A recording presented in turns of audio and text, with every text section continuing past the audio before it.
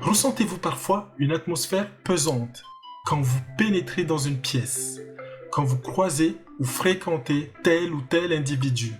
Ressentez-vous parfois l'inverse, une atmosphère plus légère, qui vous porte dans une euphorie inexplicable face à la matérialité du monde qui nous entoure et tout son côté tangible? Je vous invite à plonger dans sa part d'immatériel et tout son côté intangible, invisible. Parlons de l'eau, source de la vie sur Terre. Composée de deux atomes d'hydrogène qui entourent un atome d'oxygène, qui se rigidifie quand on baisse la température et qui se vaporise quand on augmente la température. Le fait est que la température fait réagir H2O relève de l'évidence.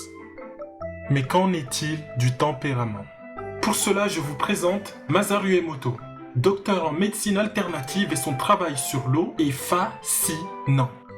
Par l'intermédiaire de la photographie, il constata que l'eau est une imprimante d'informations face à toutes sortes d'interactions avec cette dernière. Ainsi, l'eau subit l'influence de nos pensées, paroles ou sentiments. Notre docteur en conclut la définition du concept d'ado, équivalent du chi chinois et qui signifie onde en mouvement en japonais. Des ondes qui entourent toute chose qui existe sur Terre, et l'eau serait particulièrement sensible au ado.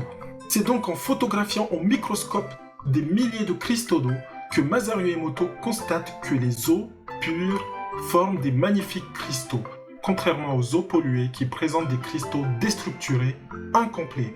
Cette forme varie aussi face à la vibration des mots bienveillants, avec des formes géométriques magnifiques, complets, alors que l'eau exposée au ado négatif, les insultes par exemple, nous amène à des motifs asymétriques, désharmonieux.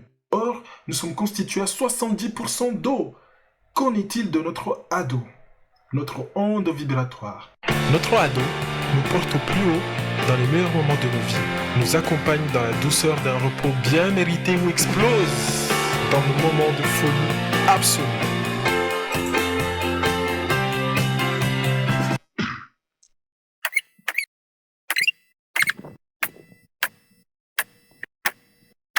Pour aller plus loin, avec le concept d'ado, je ne peux que vous conseiller ce magnifique ouvrage, La médecine énergétique du ado, de Toyoko Matsuzaki. Sur ce, je vous laisse et j'espère qu'on est sur la même longueur d'onde.